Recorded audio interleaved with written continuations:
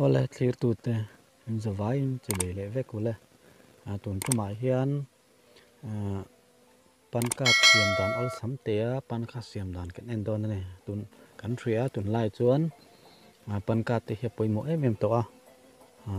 chuwang chuanin emergency dewa pan kat man mai tur man ngai si man mai tur nei lo tan awlsam te in siam te ya tu chu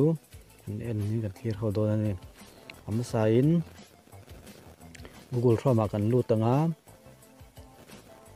Google Chrome han e-feeling tin kan search don ni ti chuan e-feeling homepage sa kan lu tanga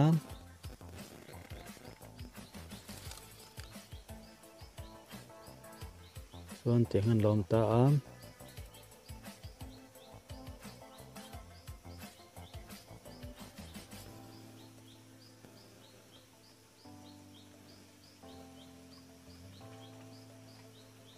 homepage sa kan lu ta a ti chuan akil te lai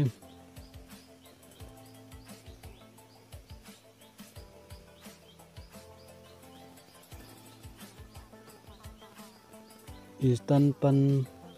na ti ang kan lu don ani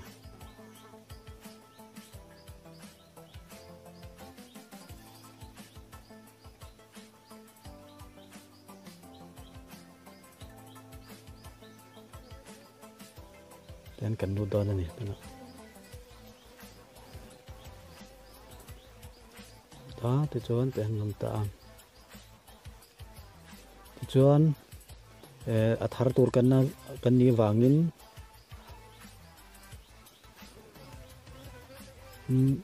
get new pan ti ang kan lu don ani ti chuan heta hian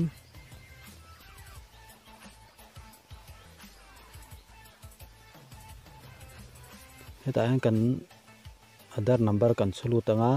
ti chuan captcha code poi kan hetan box chuang kan chulut le bok don ani captcha code ti chulu tanga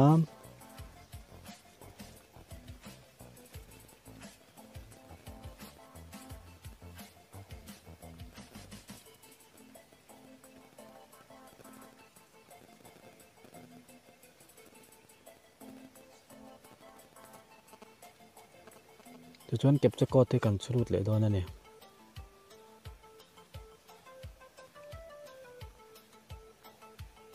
captcha code te dik takin chutlut tur ani ti chuan heta I confirm that ti khan kan tik ke onga ti chuan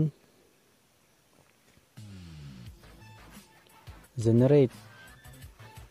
Aadhaar OTP kan lu don ani ti khan OTP đầu tiên nga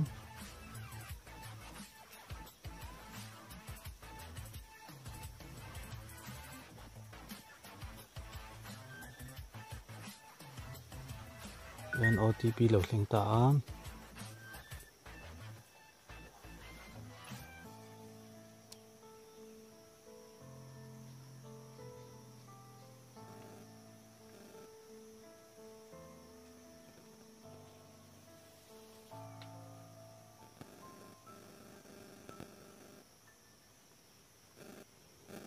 chuan han submit le ngai ni han submit le nga heta apol te han that Aadhaar OTP and continue han kan lu don ani chum hi ma chuan hai enter code thi ai kri nga ya chuan kan chulut le nga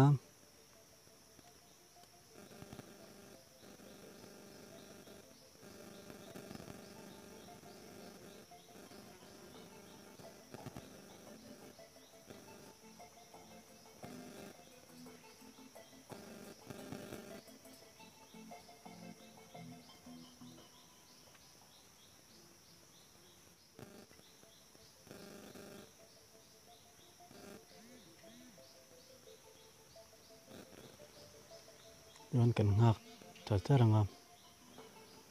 loading mek a ni khan lo lang ta a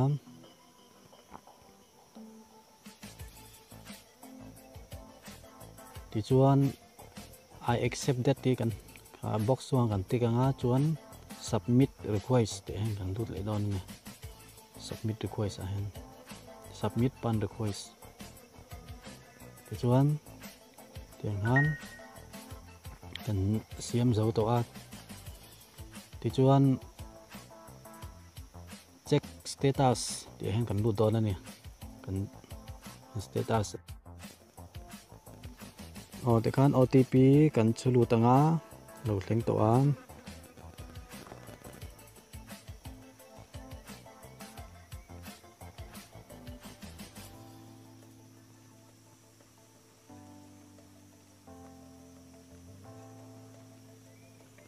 chuan submit ti han kan met don ani submit ti han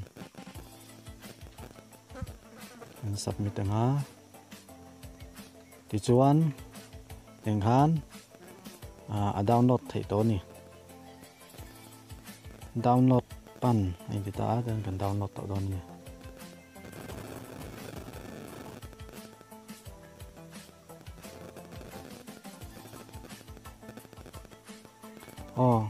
heta hian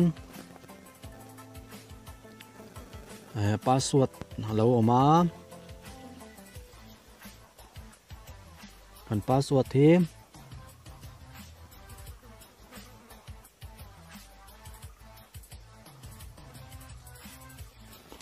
kan password hi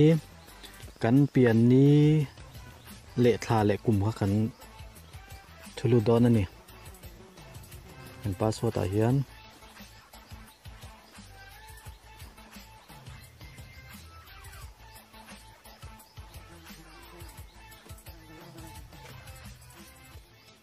chuan teng han pan card chu teng han kan download file der ani teng han pan card chu kan download thei to ani ti kha sei du ani ole khati jong kha pan card download dana kan clear ho thei chu ni ani